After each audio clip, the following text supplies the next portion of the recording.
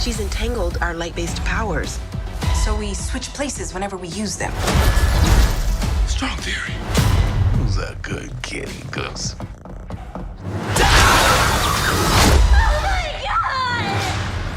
I can't. Can you? I got it. The Marvels. Ooh man, Disney is not having a good time right now with these Marvel movies. Although I don't think all the bad press is particularly warranted. A lot of these films get a lot of hate and then they just end up being okay, which I guess is kind of the problem. Yeah, Ant-Man did have a lot of issues and it kind of deserved the low score, but it wasn't terrible and it was imaginative. It just wasn't what everybody wanted from an Ant-Man movie and featured some questionable things. Looking at you, MODOK, but okay. I'm a bit late to this one in particular, but hell, I like Marvel movies and I like at least most of these characters, so hey, how bad could it be? Honestly, despite hearing a lot of bad press about it, it had good reviews, and personally I thought it was fine. This film follows Captain Marvel fighting against a new villain named Dar-Benn, who is opening portals and stealing resources from various planets to save her own dying planet. Captain Monica Rambeau and Kamala Khan all get involved as well when their powers become entangled, making them all switch places whenever their powers are used at the same time, and they must make a team and fight Dar-Benn off while figuring out how to untangle their powers, and a few other things. It's a surprisingly complicated story for this kind of outing, but I don't think the story is the problem here. There's definitely a few problems, but I'll get into that. There's a lot going for this movie that absolutely should work and mostly does, but then again, some other stuff just doesn't. The acting is not one of those things. It is all pretty solid. I love the characters Monica Rambeau and Kamala Khan especially, and that's no different in this movie. Kamala is probably the standout, being played by Iman Vellani, who does a fantastic job. The Captain Marvel fangirling she does have can get a little too much at times, but it's never overwhelmingly annoying and it's pulled back as the story goes on, so I quite like it. Monica Rambeau, played by Teyonah Parris, is a lot of fun as well. I absolutely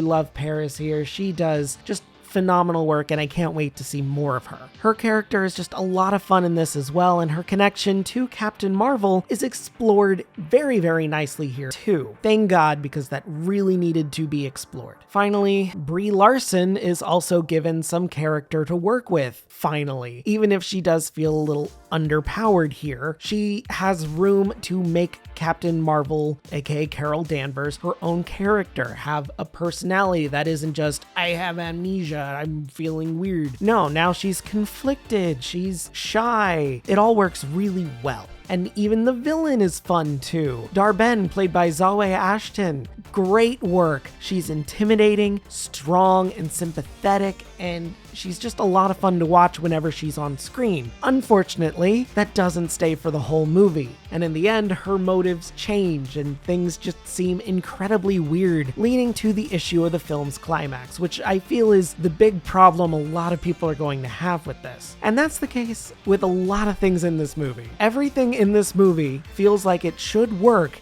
and mostly does. The story is complex, the villain is interesting and sympathetic, the characters are fun to watch, interact, even the side characters like Nick Fury operating with Kamala's parents are fun. The worlds the group visits are fun and interesting. There's even one really cool planet where the language is song. Not that the planet is just a musical interlude area, but that the people speak in song, and that's cool. That's inventive, really interesting to explore, and there's a history to it that I want to explore more. But then we have the issues this film flows into over and over and over again repeatedly, and that is, it sets up really cool ideas and then barely explores them. There's a really quick song and dance number on this planet, and then they go, nope, we're just gonna talk here now, and the whole song and dance thing is just thrown out the window. It's never brought back again. With a throwaway joke that is admittedly funny, but it's still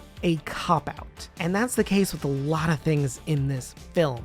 The pacing isn't too bad, but more often than not, it's way too fast. Interesting ideas, funny moments, cool action set pieces, hell, even the climax that I mentioned before is barely explored or over right before they get good. And that's what's uniquely bad about this film. It is a good film, but woefully underexplored and underutilized. It really, really sucks because there's so many good things here. This is probably the one movie that absolutely should have been a TV show. Maybe then they could have explored the themes with more time. Maybe each episode could be a different planet that they go to, with cutbacks to the villain story and the Earth story, and then with that amount of time invested, the climax and the payoff would have the time needed to really set in for the audience. It's funny, most Marvel shows are too drawn out and should have been movies, but this just needed so much more time to focus on the story and the characters. It doesn't help that this is the shortest Marvel film to date, sitting at only 105 minutes. It's just a really weird talking point. A lot of people say Marvel movies are too bloated, and then here we have something that should be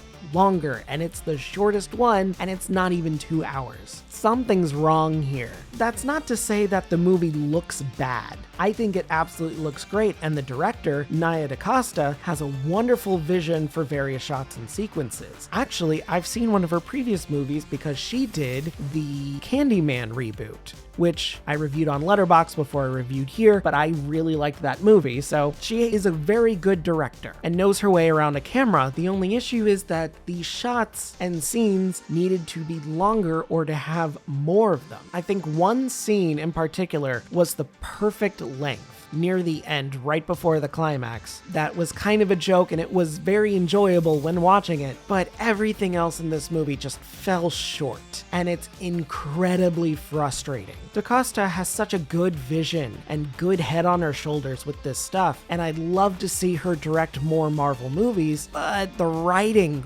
really needed to focus here and actually get everything together into a more cohesive narrative. Thankfully, the film does end up leading to some genuinely exciting moments in the end. No spoilers, but it's finally revealing a new direction to go with side characters that I genuinely like and I'm excited to see more of, and then a mid-credits sequence that leads to even more exciting paths and worlds that have me actually hyped up to see more, that I think might tie into Deadpool 3, probably. I'm not sure. We shall see. But yeah, it has me significantly hyped. It's just a shame that everything before those two hype things was a film that struggled so hard to get there, even with all the good pieces.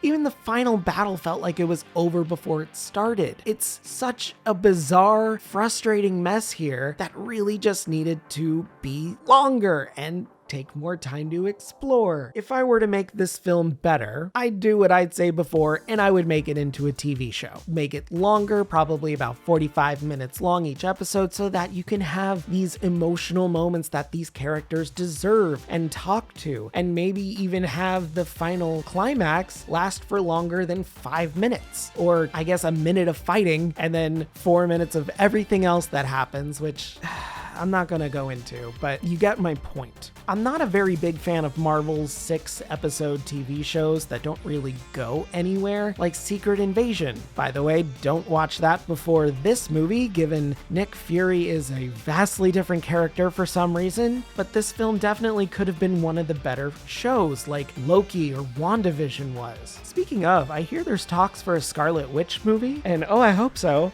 I love her. Regardless, this movie is absolutely fine, but like I said, it's incredibly frustrating, especially if you like these characters. You like what they're doing and where they're going and what they're exploring, because it just falls short because everything is way too quick. Everything is over before it begins, and I hate it, but everything else is good. It's more frustrating for me, which is what affects the score for me personally. Generally, I think standard moviegoers are probably going to rate it a bit higher, maybe a 7 or an 8, because it's a solid film. There's nothing wrong with it besides this pacing and these cutoffs. So, I don't know. It definitely has me hyped for future films, however, so there's that. But ultimately, The Marvels gets a sad 6.5 out of 10 from me.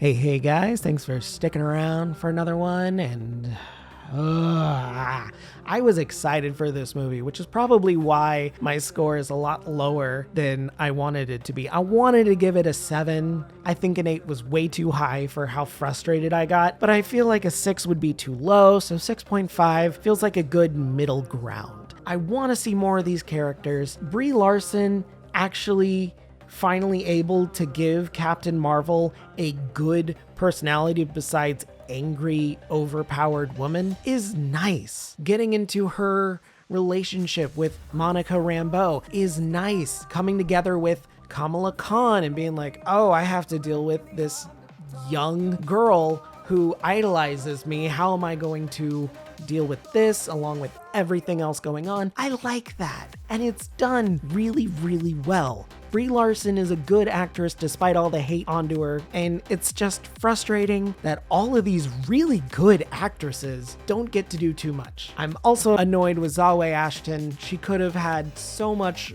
more to do in this movie and maybe in future movies. I hope they bring her back because she does so good, and then it's all just thrown away in the climax, which pisses me off, but hey, that's writing for you.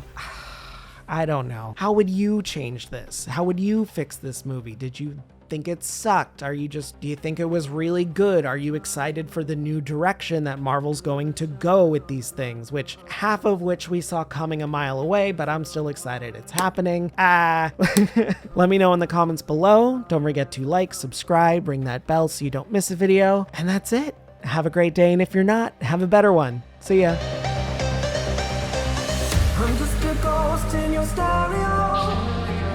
The fading memory of a shipwreck in the undertow. You're just a lost soul. And I'm just a ghost in your stereo.